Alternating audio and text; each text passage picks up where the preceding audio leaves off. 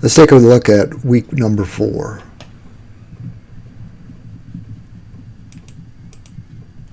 So what should you do? What should you be working on here? Well, the layout of the chapters is such. Refine your methods. You should be polishing up the survey questions or focus group construction, or whatever tools you decided to use to find out answers. That's what you want to polish on. So you want to test the mechanics. If you got a survey, an online survey, for example, you want to test the mechanics of it. Does it tabulate? Does it work? You want to test it very carefully, and make sure that you don't bump up against limits to, if it only do 10, say SurveyMonkey, and I'm not sure because there's other ones, but they can only let you do 10 responses free. So you want to, do the due diligence there. Seek input from group members. You're working as a team here. It's got to be a team effort. And chapter 16, 17, and 18 is your reading assignment. So representative sample, how does it represent?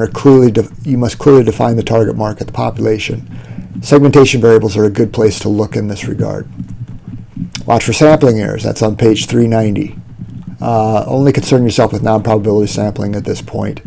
That's likely all we have time for, and for our purposes, it still works you or takes you through the process of research development and things like that. So which is kind of the key outcome. And do pay close attention to Exhibit 16.8 on page 401. Statistical theory, part of your reading here. Descriptive statistics, simple data summary.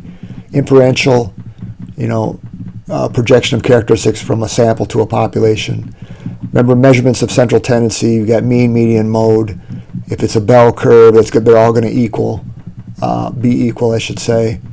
So that's something if it's a normal distribution. It might not be a normal distribution, but using the proper central tendency measure will become evident in that sense. And then field work. For your project, be mindful of your role, what you're supposed to get done and do. You want to be consistent about things, given the questions that you're asking and to whom. Chapter 18's got excellent examples and methods, especially for face-to-face methods. So, again, use the text as a reference tool or a how-to manual. Okay, keep hang in there.